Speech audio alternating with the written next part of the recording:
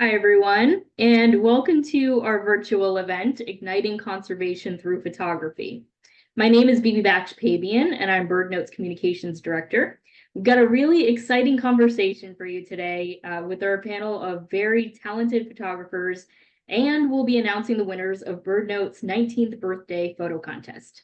But first, just a few quick housekeeping items. The event is being recorded and closed captioning is available as an option at the bottom of your Zoom screen.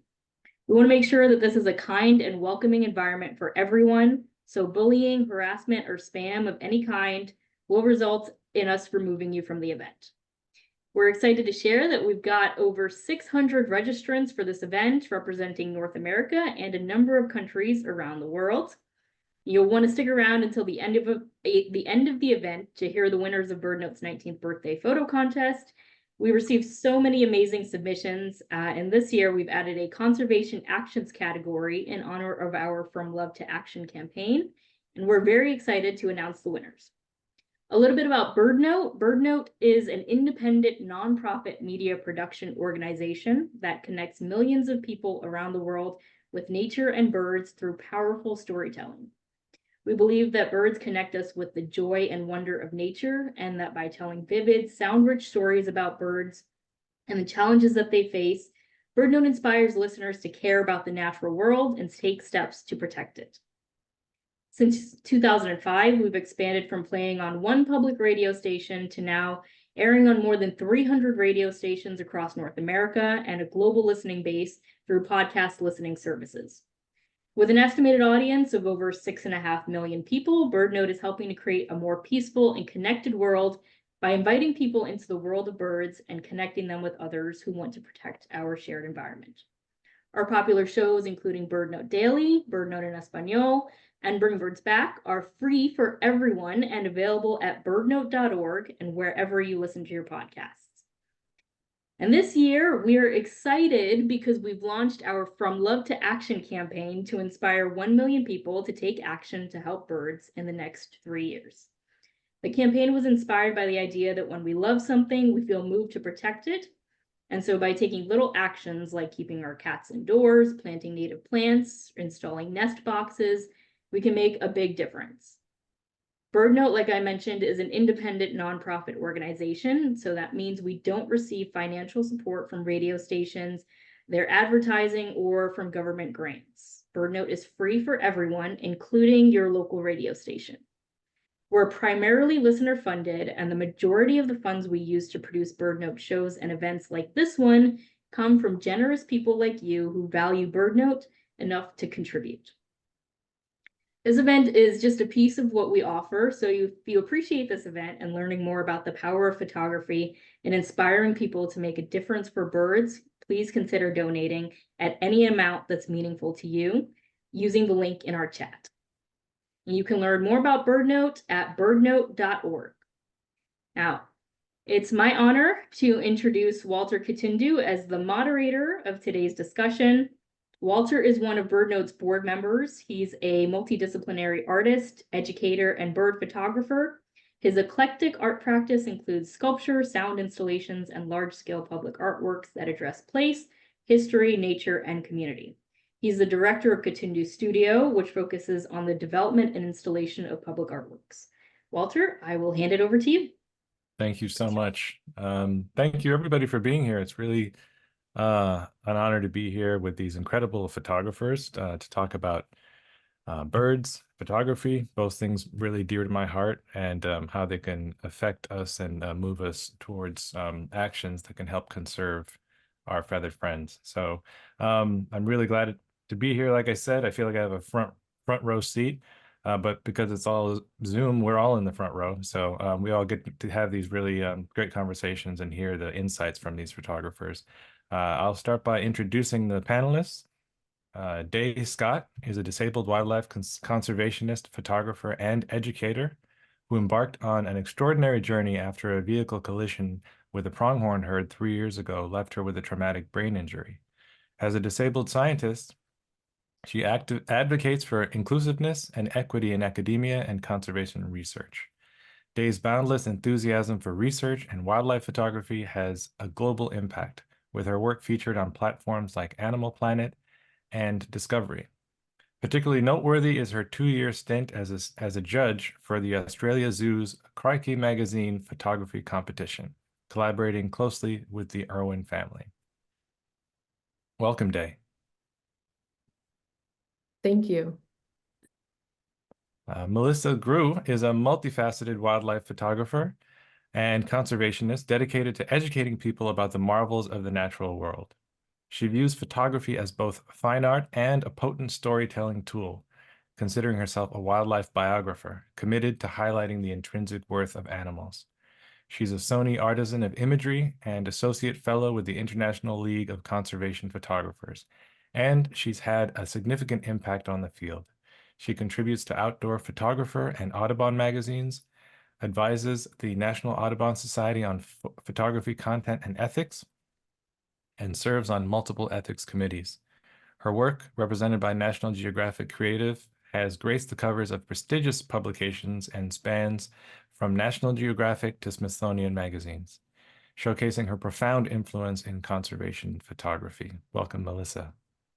Thank you so much. It's an honor to be here among you all. Okay, Tim. Tim Laman is a versatile field biologist, wildlife photojournalist, filmmaker, renowned for his groundbreaking research in Borneo's rainforest canopy and his dedication to capturing the stories of rare endangered wildlife across all 7 continents, from the rainforest canopy in Borneo to the seas of Antarctica. Tim's expeditions delve into the world's most remote regions to document poorly known species and biodiversity. He is acclaimed for his extensive work on birds of paradise and orangutans, which has been featured in 23 National Geographic magazine stories and acclaimed films for BBC, National Geographic Channel, and Netflix, including Emmy-nominated Our Planet Jungles.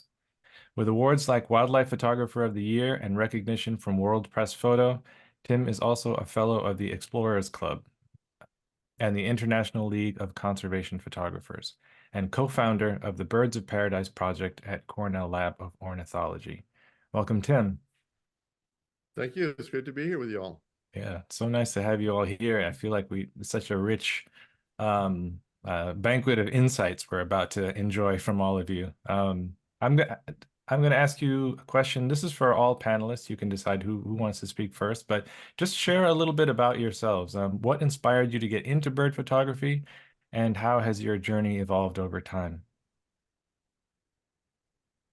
Day, you first. Yeah, okay, I can start. So I've been a naturalist for over a decade, and I started with photo documenting plants in the Sierra National Forest in California.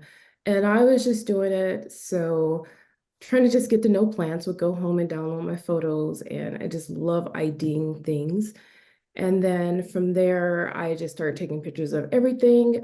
Birds were not a priority to me, shameful to say back then. I was into plants and reptiles. And then fast forward about a decade, got into an accident, as Walter mentioned, and a little trouble with talking and walking and learning. And I used to sit in my window and watch birds all day. And they just fascinated me. I started photographing specifically birds and nothing else. And that just jumped off to my research, my avian research, and just honed in on birds in general. Wow, thank you. Nice to hear a little bit of background. Melissa, how about you? Yeah, I got into bird photography partly through having worked at the Cornell Lab of Ornithology here in Ithaca, New York. I studied actually elephant communication with an elephant scientist in the bioacoustics research program. And while I was there, I took a Springfield ornithology class with Steve Kress, who some of you may know as the, ultimate puffin conservationist. And he teaches a wicked Springfield ornithology class. And like Day, I didn't really used to be into birds. All my life I was obsessed with animals, but I'm embarrassed to say that I just didn't really take notice of birds very much until I took this class. And then it was like this whole new dimension of life opened up to me, and I became absolutely obsessed. And, you know, at first I was really into taking pretty pictures and just really showing sort of the beauty and the texture and the colors of birds. And I got into photography through a local community college, basic digital photography class. And in about 2010, I started photographing birds and other wildlife. And after a while, though, you know, pretty pictures, they just didn't feel like enough for me anymore. Like I really wanted my pictures to go further and to mean something. And then I discovered conservation photography, and I really fixed on that and felt like that was really where I wanted to go, and I pursued that. Thank you, Melissa. I noticed you both mentioned that birds weren't an initial interest and then they grabbed you. So Tim, after you give us your introduction, I'd love to hear any of your thoughts about why it is you think birds have this capacity to like make us obsess about them once we're, you know, once they have us. Yeah, thanks, Walter. Yeah, I did become interested in birds quite early on. My mother was a bit of a bird watcher and did a little bit of bird watching with her, but I didn't really become hooked as a bird watcher. But when I went to college, I'd always been really interested in the out of doors, natural history, outdoor sports and activities and hiking and things like that, backpacking, and I just gravitated toward field biology.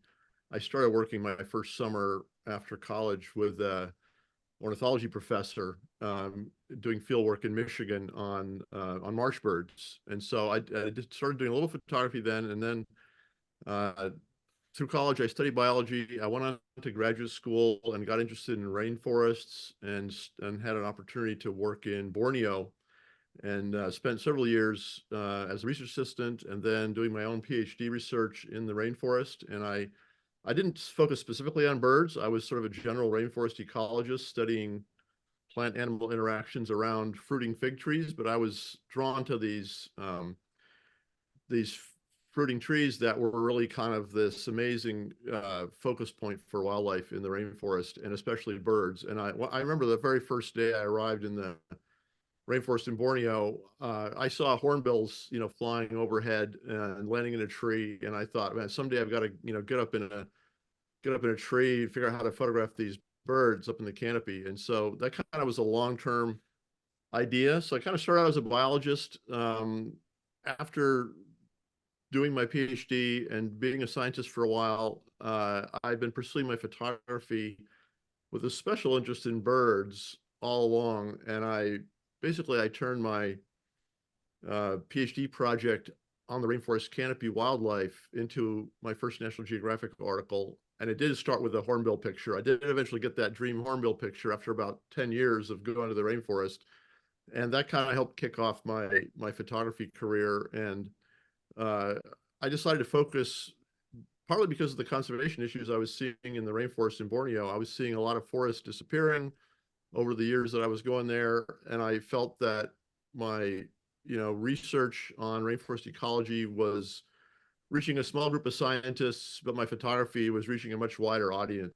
And I had the potential to use my photography to tell stories with birds and other wildlife, you know, that would reach, you know, millions of people through National Geographic and other outlets. And so that really kind of shifted my, you know, motivation to, like Melissa, you know, to be a conservation photographer, to tell stories about, you know, endangered species like this red-crowned crane that you see on the screen that I photographed in Hokkaido years ago. There are so many, so I tended to focus on trying to tell the stories of some of the endangered species and lesser known species, because as we all know, people aren't going to appreciate the, you know, the rainforest of New Guinea and protecting them unless they learn about it. And how are they going to learn about it unless they get interested in something like the birds of paradise, you know, that maybe we can come back to later.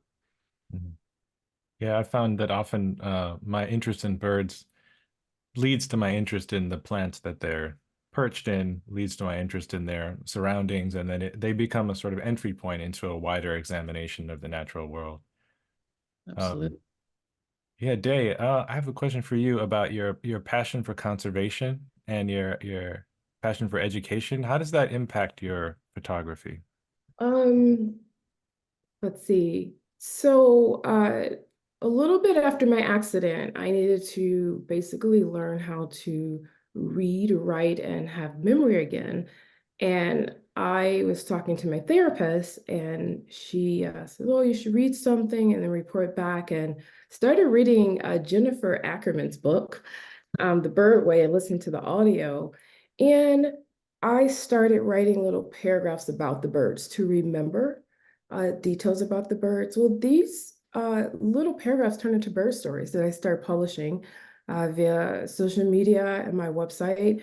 And people contacted me, several people, when I post like, "Oh, you're bringing me memories back to when my papa took me to the lake and I saw a great blue heron." And so specifically in my writing about the birds, it's not just like a biography about the birds. It's a little quirky, it's a little catchy. It resonates with people, right? And so I've kind of gone from so my photography and my stories always go together and they're published together. And I feel that if you care about something, if you're aware, if you care about it, you'll want to protect it. So I'm hoping that the photography combined with the bird stories leads people to just investigate further about the specific bird that I'm posting, especially if it's a bird in their backyard. I'm really big on access and showing birds that people can either look out their window or go to a local park or a pond to see. That's great. Do you find that that makes you focus a little bit more on the common birds because you know that they're accessible? Yes, Yeah, because I know a lot of photographers really go out of their way to find the least common birds, but it's nice to right. really be able to appreciate what's close to home. Mhm. Hmm. All right. Melissa, I mean, I think in a related way, I think about going out and taking pictures of birds and particularly for new photographers, I think there's always this push to like get the picture or get close. And I think it comes from maybe not having an abundance mentality about bird experiences. You think like, oh, this might be the only time I'm close to a hawk. And so it causes them to maybe behave in ways that aren't so ethical in order to get the picture. Plus, we're in a social media environment where I think people like really enjoy the feedback that they get when they post pictures. So I'm just wondering, how do you balance the ethical considerations of bird and wildlife photography with your desire to really catch a compelling image? I think partly that's a skill that comes with time and experience in the field. I mean, I know certainly earlier on in my career, there'd be moments where I'd be so excited, or so intent on getting that shot that I'm sure I overstepped bounds. I did overstep bounds. And I still make mistakes all the time, but as we're out there and we become a lot more knowledgeable about the natural history of these birds from species to species, and even from individual to individual within species, I think it becomes easier to sort of temper our behavior, to know when it's time to walk away, especially with birds in crisis right now. I think it's sort of incumbent on all of us to be a lot more thoughtful about, is this photo really worth it? And am I somewhat interfering? I mean, of course, we're disturbing birds every time we're out there, right? I'm not saying people shouldn't get out there. People should get out there and photograph and tell stories. It's crucial for saving birds. I really feel that. But, I think we have to really assess what's going on in every particular situation. There's a lot of nuances. And the big thing is that it's in our own self-interest to be ethical, because if we're really careful and cautious and we're reading the behavior and we're backing away or staying still when we need to, that bird or other animal is going to hang out longer and we're going to get the shot. We're going to get the goods, Mhm. because to come away with a photo that shows a bird acting naturally, and engaging in crucial life processes, or even something as simple as preening or resting, it's a wonderful gift. And so, but if we're going to be pushing them or crowding them, we're not going to get those shots. We're going to get shots of harried birds. We're going to get the butt as they fly away. So it's really in our own interest to be ethical and to go out into the field sort of armed with knowledge about natural behavior. There's so many resources at our fingertips, Yeah. through Audubon, through the Lab of Ornithology, like the birds of the world. I don't know if people here are members of that, subscribers, but it's sort of the ultimate, I think, sort of encyclopedia and storehouse of knowledge about each species. And you can go in and read really in-depth and latest breaking research on, their sort of breeding cycles and breeding behaviors and postures and communications. And so, I think if we all go into the field armed with some knowledge beforehand, I think that's really, it's going to help us, it's going to help the bird, and we're going to come away with better pictures. Yeah, I agree. When I was 20 years ago, when I started, for the first 6 months, most of my pictures were of birds flying away. Sure. And then gradually you can see the birds turn in the images, and eventually the birds start coming towards me. So I That would think, be a neat thing to document. You could like do a little booklet that shows that. yeah, and I think what I learned over time is that the birds really are my teachers, and if you are sensitive to the way that you impact them and you enter into their environment in a respectful way, over time, like you said, not only are they going to show you their own behaviors, natural behaviors, but they're going to show you everything else about that environment that's important to them. That means they're going to show you other birds. They're going to show you like where the food is. I saw my first golden eagle in San Francisco because I was with a great blue heron that kept looking up, and I turned up and there was a golden eagle over the city.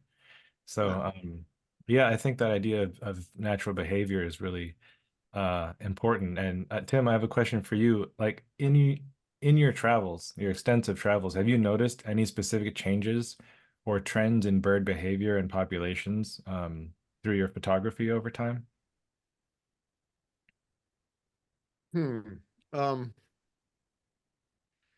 Well, I mean, I've certainly, been to places where birds are declining, but I've also been to places where birds are recovering, and I think one of the great messages that I think we all can appreciate is that we can bring birds back. There's all the big story about the birds in decline, Yeah. but there are so many great examples of birds here in North America. Whether we were just talking about sandhill cranes a little bit before the webinar started, about how they've come back, but there are other examples like the puffins that have been reintroduced on the East Coast, some of the islands where they were no longer breeding, or bald eagles and other raptors that came back after all the DDT in the 70s and so on was banned. So I mean, I've certainly seen that with my own experience of the changes in bird numbers, and I think sharing that positive message that through photography, yeah, whether it's birds close to home or birds in remote places, like I've been lucky enough to have the opportunity to work on assignments to go to the remote places and hopefully try to raise awareness about some of these less known species. But I totally agree with Day that, like, going in your backyard, which I also photograph birds in my backyard here in Massachusetts. And the great thing about birds as kind of ambassadors for wild places is that birds are everywhere, whether you live in a city or you live in the countryside in any country in the world. There are birds that you can find and appreciate and photograph or enjoy in other ways. And so, yeah, that's why I've kind of, although I do other kinds of wildlife photography, I really feel like birds are kind of my favorite in a way, and I feel like are the best candidates for really ambassadors for the environment everywhere, not just pandas where pandas live or wherever these other charismatic species, but birds can represent the wild places that we need to protect everywhere in the world. Yeah, that's very well said. Thank you. It kind of brings me back to that point about birds and their special qualities. Do you have any ideas for any of the panel? Do you have any thoughts on why it is that once people get into birds, they tend to stick? Well, I can Yeah. comment a little bit on that. I mean, personally, I think that they're especially exciting to photograph because I mean they're beautiful. A lot of birds are really beautiful, colorful, doing interesting behaviors. They're interesting to photograph, but they're also challenging because they fly away, and they're much more challenging than some other wildlife to photograph. And that, I think, is kind of this unique combination for me. It's like the beauty and the capturing the moment, interesting moment of behavior, and that challenge of photographing birds in flight and other aspects makes it especially a interesting group and, just kind of addicting group to kind of, to want to photograph. Day, what are your thoughts?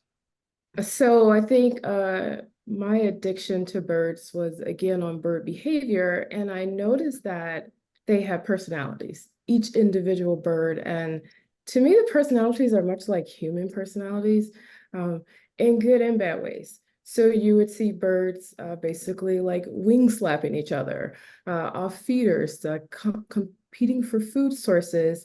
And then you would see a bird like the grackle, who will come in and just case the backyard, just waiting for anything, any type of food. And whether they were wing slapping or whether they were singing, or how the towhee does like call it the back and forth two-step to scratch and find food. It's absolutely fascinating to me comparing bird behavior to human behavior. Yeah, if I may add to that, I totally agree. Well, I agree with both of you. Tim, I absolutely love the challenge of bird photography, especially birds in flight. Like to me, that's sort of the ultimate, like there's really no tougher genre of photography than a flying bird, right? And I absolutely love rising to that challenge. Mostly I fail, but like you, Day, like I'm so obsessed with watching a story unfold, watching an individual bird, getting to know its sort of mannerisms, its habits, and over time, if possible, whether it's in my backyard or I'm in the field, returning to the same spot again and again. I think some people look at birds and they go, oh, each species is exactly the same within the species, right? But the great thing about bird photography is you get out there in the field and you're really sitting and watching and entering the scene and sort of forgetting yourself. And you're just realizing, wow, each of these creatures has its own set of mannerisms and fears and bonds, and it's just such a beautiful thing. And I love Jennifer Ackerman's writings, The Genius of Birds and her most recent book on owls. I think she gets at that really beautifully, as does Bernd Heinrich, like I was mentioning, who wrote those incredible books about ravens, Mind of the Raven and Ravens in Winter. But so yeah, that's and like you said earlier, Walter, it makes me interested in not just their behavior and going back to the computer and reading up on their whole life cycle and everything. Once I see like a bird new to me, or I'm trying to go deeper into a bird, but I also want to know, what plants are they relying on, or what are they eating, or what are their threats? And I become aware of that larger system that they require to exist. And then I begin thinking, okay, how can I capture that in a photo? Because that's sort of the ultimate, if you want to educate people, is how can I somehow connect this bird to its crucial habitat? It's hard sometimes. Yeah, I mean, I think it is a challenge, and I'm curious, what would your advice be to any aspiring bird photographers who want to use their craft to make a positive impact in bird conservation efforts? And anyone can please answer. Like, I'm curious about what you'd say to folks that are starting out. I'll start. I will tell people to, I know it's like a cliche, but go outside, get lost in the wilderness. It's funny because for photography is only, it's like the second thing I do when I'm outside. So I have seen birds and forgot that I've had a camera on me. And so I spend a lot of times, I don't know if you heard of like sit spots, right? Yes. So spending hours, just hours and hours outside. And if you do that, the birds really will come to you. So will the other animals, other wildlife will come to you. Also, you will start noticing the habitat, right? And so some people want to photograph a specific bird and say it's a backyard bird. Well, if you know the habitat, if you know it likes rivers or lakes or a certain type of tree, if you get to know the habitat and the environment, you will know where to find that bird. It also helps. I've taken dendrology, ornithology, plant biology. So like the whole picture will help you just appreciate just wildlife in general. Just go outside. Yes. Thank you, Day. I just realized we're going a little bit long, but I would love for each of you to share a photograph and tell us mean, one of your impactful bird stories, and tell us the story behind that image. Melissa, is it all right if we start with you? Absolutely. Okay, one note before this photograph is shared to everybody in the audience. It does depict some birds who have passed. So if you feel like sensitive to that sort of imagery, if you might not be comfortable with that, please feel free to look away or minimize your screen, and we'll put the photo up for a few minutes while Melissa talks about it, and then you should be able to hear when things are complete. And just to add to that, it's not a gory photo per se, it's just sad. All If right. we're putting up what I'm thinking we're putting up, yeah. Yes. Okay. Yes. Okay, so I call this image Star-Crossed Lovers, and it is a pair of scarlet tanagers. The male is the red one. And I captured this quite a few years ago now, not long after I'd started, a couple of years after I started bird photography. And it was springtime, and he must have been chasing her. They hit a glass door at my neighbor's.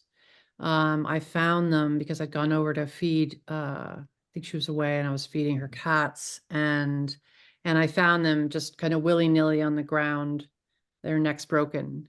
And I posed them like this.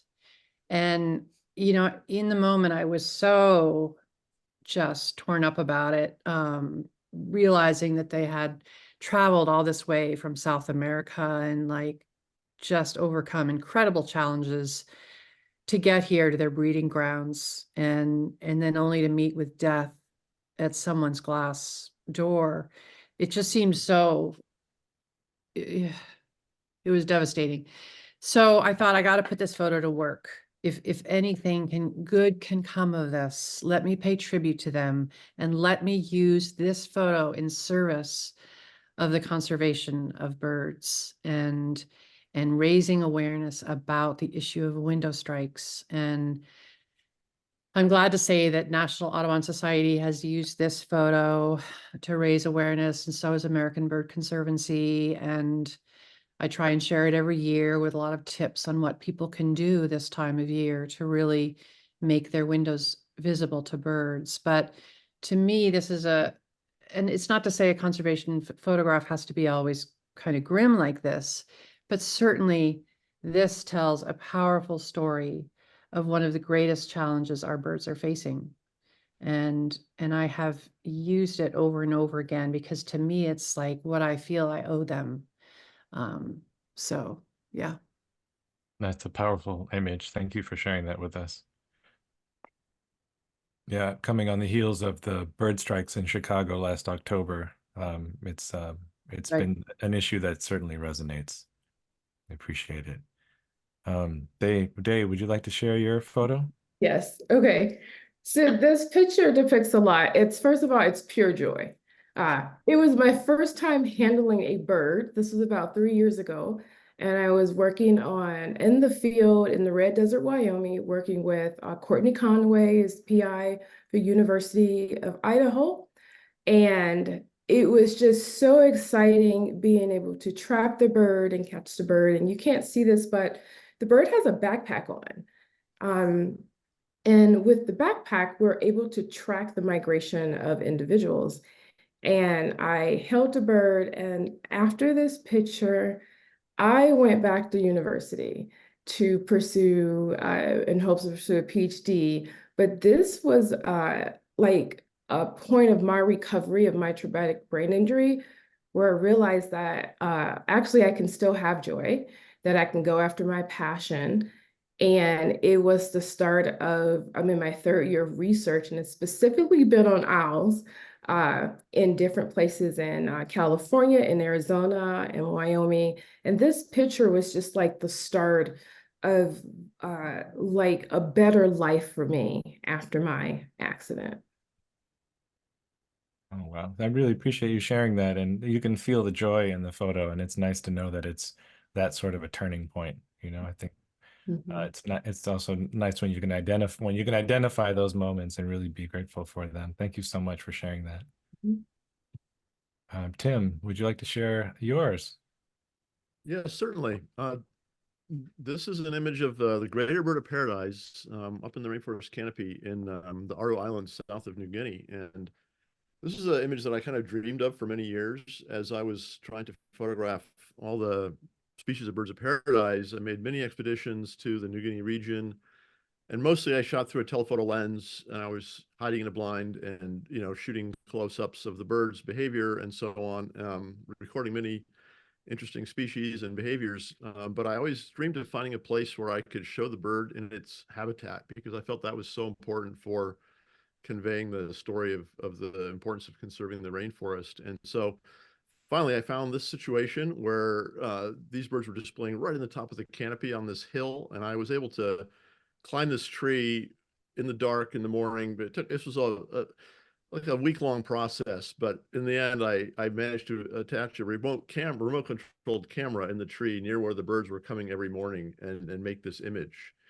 And what I wanted to say about it in terms of conservation impact was that, I mean, it has been published in a variety of places, but what really I kind of gave me the most satisfaction in knowing that my pictures were having some impact was when this is a big island that's part of Indonesia, and there was a huge concession given kind of through some illegal, corrupt bureaucrats negotiating with the local people to like basically turn almost this entire island into a sugarcane plantation and cut down the whole forest. And a local conservation group started a campaign to kind of fight back against this kind of illegal concession, and they used my photograph. They used this photograph as their main, like, you know, media campaign across Indonesia, mostly around the world, but mostly it was within Indonesia. But it had a lot of impact. It reached the government, you know, the higher levels. It reached the local people, and all their media used this and other images from this coverage I did, and they succeeded in overturning this. You know, this sort of illegal concession that would have logged this whole forest. And so it's hard to find examples. You know, we all hope that our photography will make a difference, but it's hard to find, like, at the feedback sometimes with, like, here's something that, you know, was specifically used and had an effect. And so I wanted to share this story because this is one case where the feedback did come to me, and the people who loved the movement said, oh, thanks for letting us use the picture. It really helped, and so on. So I do feel that telling stories about birds and their habitat, like we've all mentioned several times, the importance of the habitat. I think that really, I love shooting pictures of birds where the birds aren't necessarily the main, you know, large in the frame. They could be small in the frame and really have, you can really make an impactful photo that shows their environment. And so that's one of my favorite types of images. So wanted to share this one. Yeah, thank you so much. It's inspiring. And I love the way that you said that you made this image. You know, you talked about it was a week-long process. You went through all these efforts, and you were paying attention closely to bird behavior and understanding, and then you made the image and you didn't take it. You know, it's like I think that maybe in the idea of thinking about conservation, there's an ethic there where, like, you're making something, it's a collaboration rather than an extractive process. So I know even I say I took a photo all the time, but I try to think a little bit about, like, how can I shift my language to really change my perspective about nature and about birds. One of the things I just want to quickly say to the audience is that you can ask if you have any questions, feel free to put them in the Q&A or add them in the chat. We just have a few minutes left to answer the ones that have been rolling in. I think this is one about making photos. There are a few questions here that are, I think, focused on kind of the technical aspects or the making aspects of images. And the first one was, regarding birding ethics, how do you feel about using bird calls or seed or other sort of stages or setups in order to set up photos? I will start. I'm sure it'll be no surprise I have opinions on this. I think it's, you know, I'm okay with feeding birds through bird feeders in our backyards. I do it, and I capitalize on it by taking photos of the birds. Certainly, and I think as long as we follow best practices, that is keeping cats indoors, situating them at certain distances from the windows, keeping feeders clean and feeding appropriate food, that, I don't think we're introducing any risks unless you count the occasional Cooper's hawk or sharp-shinned hawk a risk. But in terms of calls, that's not something that I do. And personally, for me, I just more and more, I am so not into forcing any animal to perform for me. I want things to be wild and to behave normally, and I don't want these birds to expend unnecessary energy for the sake of my photo. I think it's to their detriment. And so that's something that I definitely don't do. I did take a workshop years ago with a pro photographer, and he incessantly played the sounds of birds during spring migration. And I got amazing photos, because he would cut a little perch and then he would put the speaker underneath. And, he had a perfect little blossom on the branch. And then he would blast the call of another bird of that species over and over again. And the bird would come out and perch exactly there and look all around for this supposed rival, just belting its heart out, trying to declare its territory. And I just think about all the energy that was expended for our photos. And I just think there's so many threats now to birds that it's, I don't think it's worth it. That's my personal opinion. What do you guys think? For me, I'm just fortunate to focus a lot on backyard birds.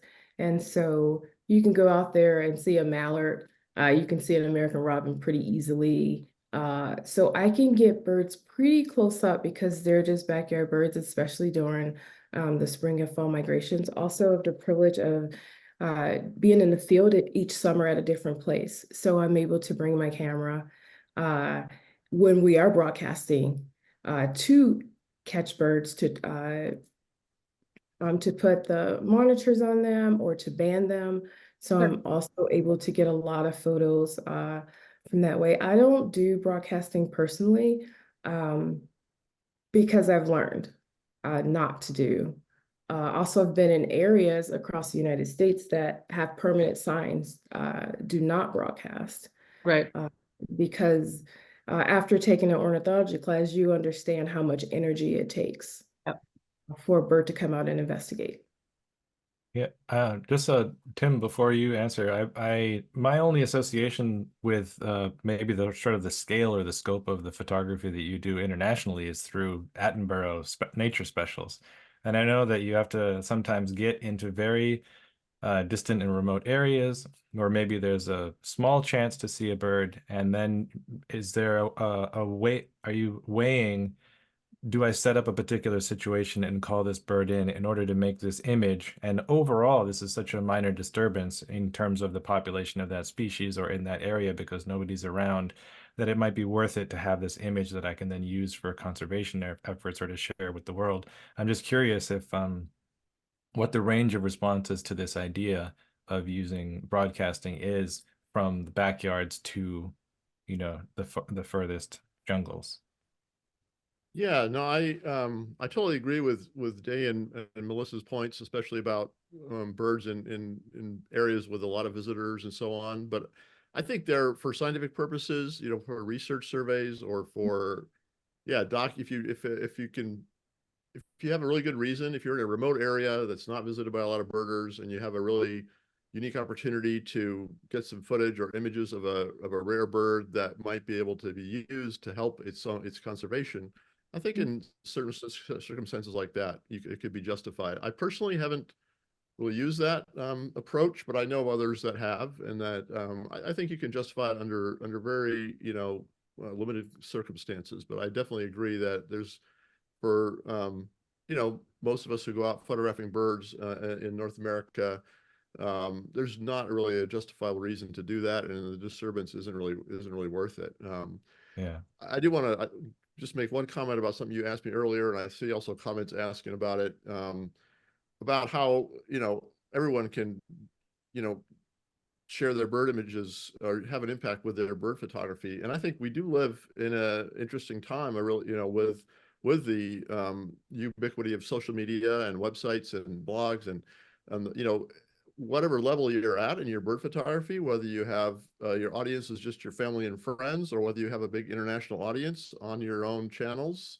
Basically, we all are kind of publishers of our own media and have the ability to share them widely. So I think that whatever level you're at with your photography and whoever your audience is, by sharing your stories, your birds, your experiences, your images, with your own audience, you even if you maybe just change a few people's appreciation of birds, even if they're just your friends or family, that can have an impact. So I would encourage everybody to, start there and make an effort.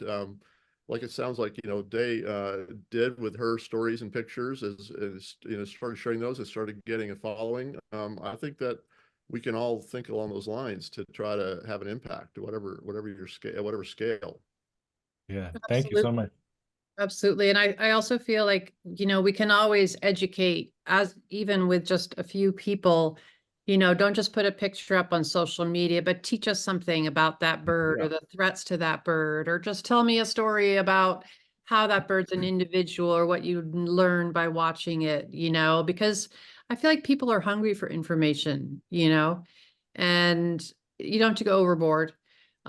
Just do a little bit, but I think words can really take a photo further, and it's important to remember that.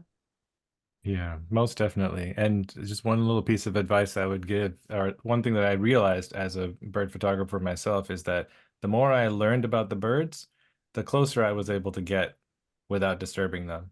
Yep. So, I think if you really take your time, try to understand them and move with respect, then your images will get better and you can still maintain a healthy and positive relationship with them.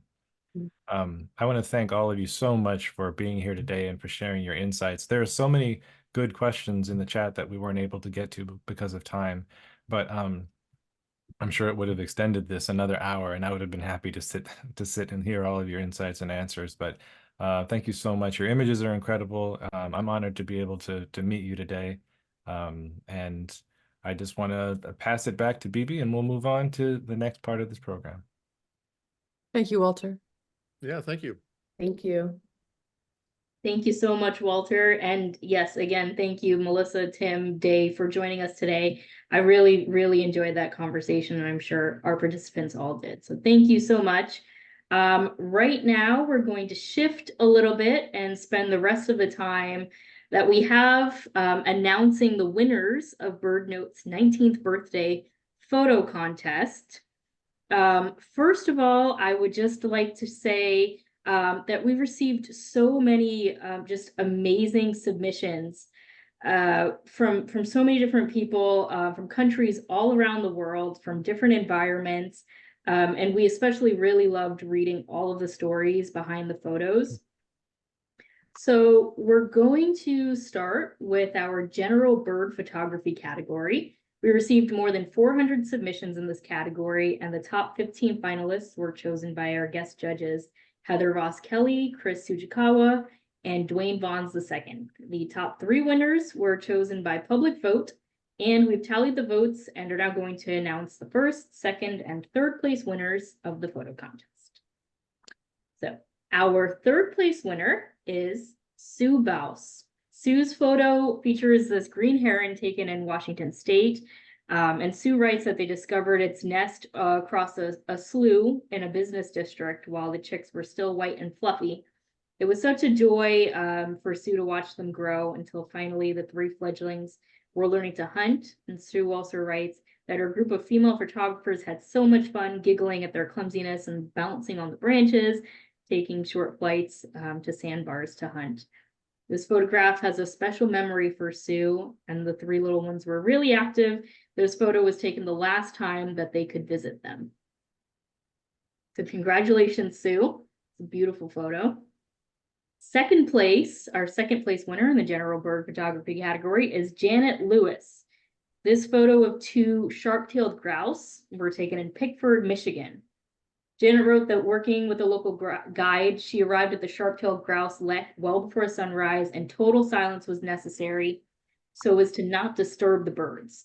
They flew in shortly after sunrise and began their mating rituals. The males would flutter their wings, stomp their feet, puff out their purple air sacs, and make a clicking noise.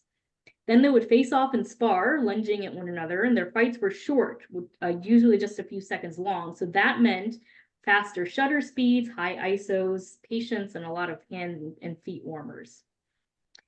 In general, Janet wrote that the females were oblivious to the sparring males, and after about 1.5 to 2 hours, the birds took off as a flock to feed elsewhere.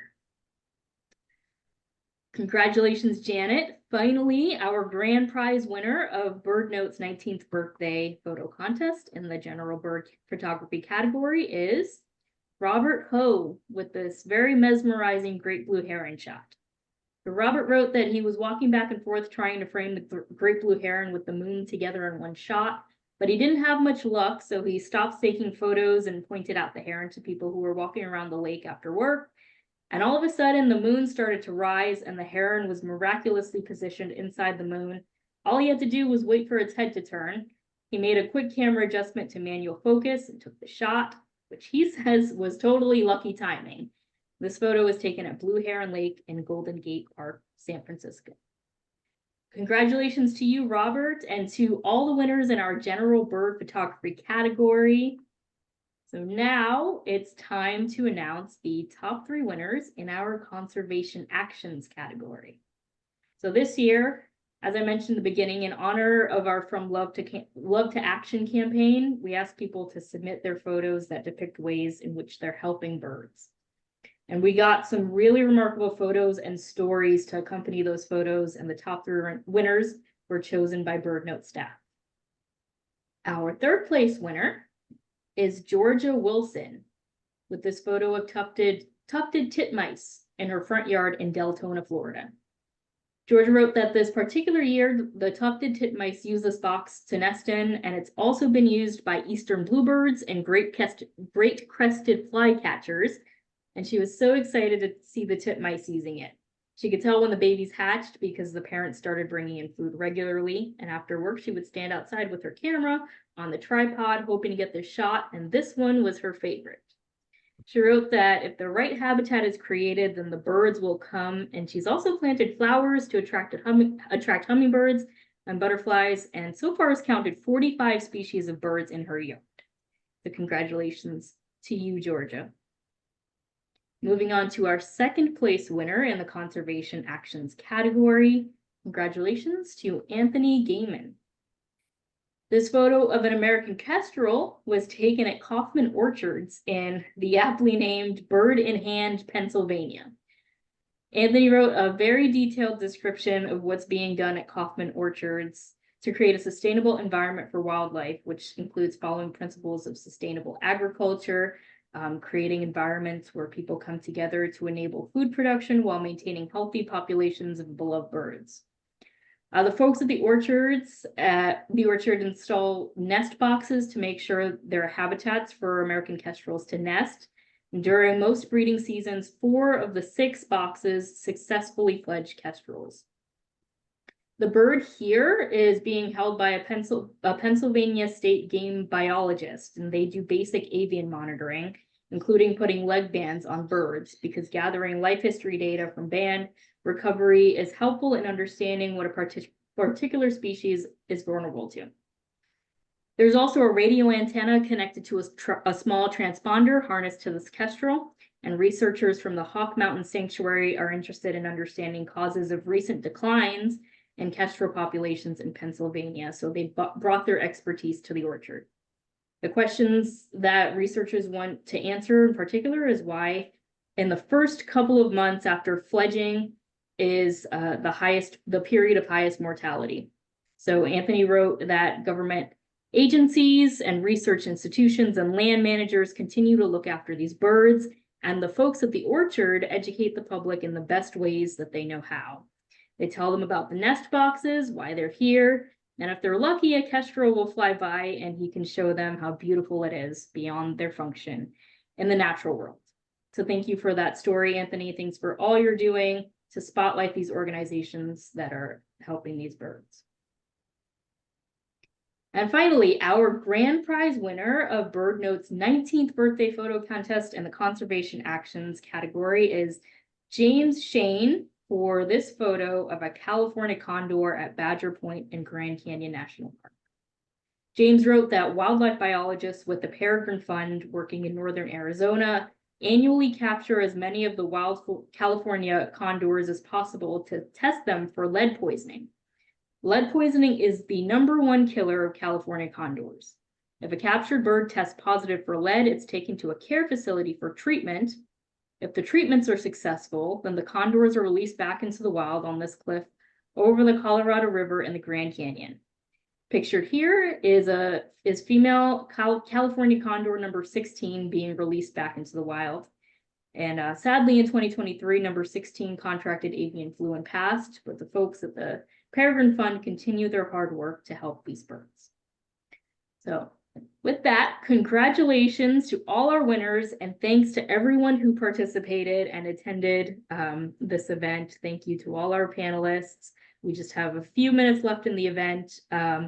These stories will and the photos will be up on birdnote.org, and we will be connecting with all of our winners after the event, and a recording of the event will be up on birdnote.org, so be sure to check for that. So that is a wrap for this year's photo contest and our virtual event. Thank you all for joining us, and again, visit birdnote.org to learn all about BirdNote, to donate to BirdNote, and to listen to our stories.